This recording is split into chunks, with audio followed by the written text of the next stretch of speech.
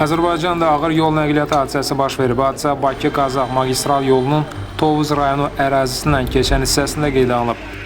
Bu səhər saat 8:30 radələrində rayonun Qovlar qəsəbəsi ərazisində Qazaxdan Bakıya sərnişin daşıyan Devo markalı avtobusla Mercedes markalı minik avtomobili toqquşub. Girdi qabağıma, gör harda vurum. Girdi qabağıma sağıma. Sağıma girdi, fırladı maşını. Yaxşı aşmadı avtobus. Gör harda düşüb. O sürətlə gəlirdi yoxsa? Sürətlə bərk gəlirdi.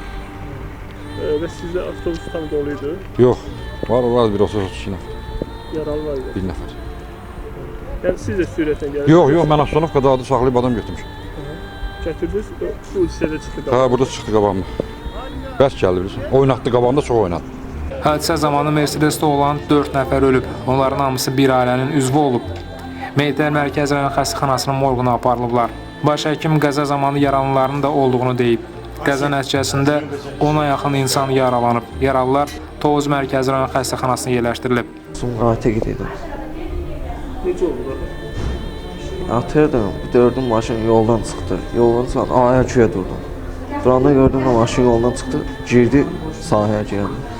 Gələndə bağırışma, çıxışma ağrına gördüm ki, sifətim dəyər. Qanzat nə qədər elədim, yığılmadı. Qapı bir bağırışdıqca qırağa çıxdı, biz də çıxaq. Axırda arxa qapıyı açdıq, oradan çıxdı, vəssalam. Faktla bağlı araşdırma aparılır, qəzanın səbəbləri müəyyənləşdirilir. Cabir Məmmədov, Kamran Əskiparalı, Rüfət Tağıyev, Səs TV, Tovuz.